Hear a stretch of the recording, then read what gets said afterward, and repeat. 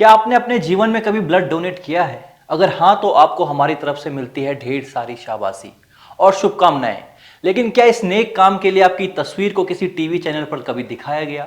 या अगर आपने ये ब्लड डोनेट नवरात्रि या सावन के महीने में किया तो किसी राजनीतिक दल ने इसे भारत की एकता का परिचायक बताया? आप सोच रहे होंगे कि सदा समझदारी की बात करने वाले अभिषेक जी अचानक मूर्ख गति को क्यों प्राप्त हो रहे हैं। ये तो नेकी कर दरिया में डाल वाली बात है। भला इसमें किसी प्रचार की क्या जरूरत है?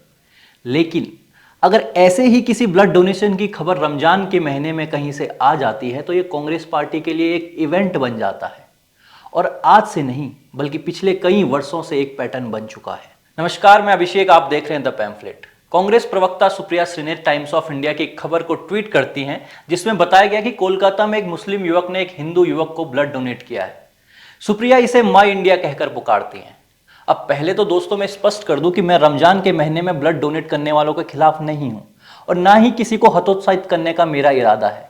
लेकिन सवाल सुप्रिया जैसे दरबारियों से है।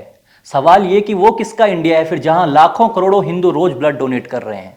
मैं स्वयं कई बार रक्तदान शिविरों में ब्लड डोनेट कर चुका हूं, लेकिन वहां कोई भी ये नहीं देखता या सोचता कि ये ब्लड हिंदू को जा रहा है, मुस्लिम को जा रहा है या फिर किसी बौद्ध, पारसी, जैन को दिया जा रहा है। तो फिर ये किसका इंडिया है? दोस्तों, डेटा की बात करें तो एक स्टडी ये कहती है कि 93% हिंदुओं के मुकाबले सिर्फ 3.67% मुस्लिम ही ब्लड डोनेट करते हैं। तो क्या फिर कांग्रेस और उसके इकोसिस्टम के लिए माह रमजान ही भारत की एकता का प्रतीक है? संभावना तो इस बात की भी है कि कहीं ये पूरी तरह प्रायोजित तरीके से तो नहीं किया जा रहा है। रैंडमली ब्लड देने आओ, मीडिया मैनेजमेंट करो और फिर सुप्रिया जैसे कांग्रेस के प्रवक्ता तो बैठे ही हैं शेयर करने के लिए। ये साल 2018 की खबर है जहां एक रोजेदार ने हिंदू को खून देने के लिए रोजा तोड़ा। फिर ये एक ऐसी ही खबर 2019 में आई, फिर साल 2020, 2021, 2022 ये पैटर्न जारी रहा।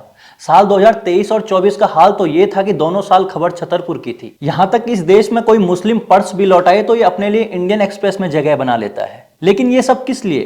क्या किसी गुनाहों को छुपाने के लिए? क्यों आखिर ऐसी जरूरत पड़ी कि एक मुस्लिम द्वारा सामान्य कार्य करना भी इनके लिए उपलब्धि बन गया? या इसलिए बना होगा कि कांग्रेस और उसके इकोसिस्टम को एक समुदाय से सिर्फ कोई विशेष कार्य ही अपेक्षित रहता था कि अरे अरे आपने पत्थरबाजी नहीं की, अरे आपने दुकान भी नहीं जलाई, अच्छा ब्लड डोनेट किया, बाप रे ये तो बहुत ब्रेकिंग न्यूज है। देखिए ना, सुप्रिया के ट्वीट पर एक यूजर ने एक रैंडम मुस्लिम का कमेंट शेयर किया है जिसमें नवाज खान पठान नागपुर दंगों के बाद लिखता है, don't cry Pajeets, it's our time. अभी तो सिर्फ अटैक किया है, अगली बार तुम्हारे घर से औरतों को भी उठाएंगे, रेडी रखना अपनी औरतों को। तो ये सोच है माह रमजान में एक मुस्लिम की। ऐसे कितने ही नवाज खानों ने मिलकर नागपुर में रमजान के महीने में कितने ही हिंदुओं की दुकानें जला दी, गाड़ियां जला दी, तब नहीं लिखा किसी कांग्रेसी ने कि ये है माई इंडिया। दोस्तों, इस मॉडल को यूं समझिए कि नागपुर का कोई दंगाई किसी हिंदू को घायल कर उसकी गाड़ी में आग लगाता है और अगले ही दिन वही दंगाई इस घायल को ब्लड देने जाता है और ये ब्लड डोनर अब सुप्रिया श्रीनेत जैसों के लिए राहुल गांधी बन जाता है, मतलब हीरो बन जाता है।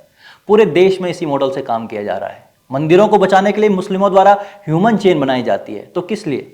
मुस्लिम दंगाइयों से ही बचाने के लिए। जाते जाते मैं आपको एक चर्चा का विषय देके जाता हूं। इस डेटा पर कोई चर्चा नहीं करना चाहता है कि मुस्लिम ऑर्गन डोनेट करने के लिए तैयार नहीं है। क्यों? क्या इसलिए कि मुस्लिम समुदाय में धारणा बनी है कि ऑर्गन डोनेट करना हराम हो सकता है? दोस्तों, मैं किसी रिलीजन की व्याख्या करने के लिए विशेषज्ञ नहीं हूं, लेकिन साल 2016 में टाइम्स ऑफ इंडिया की ये रिपोर्ट देखिए जिसमें बताया गया है कि तेलंगाना में एक भी मुस्लिम ऑर्गन डोनेट करने वाला नहीं है, जबकि 39 मुस्लिम ऐसे थे जो ऑर्गन रिसीव करने वालों की लिस्ट में खुद को लिस्टेड किए हुए थे। ये है सच्चाई, जिसे छिपाने के लिए आपको आगे भी मीडिया में गंगा जमुनी तहजीब के नाम पर कई खबरें बेची जाएंगी।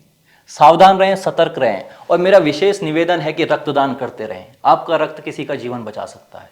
धन्यवाद।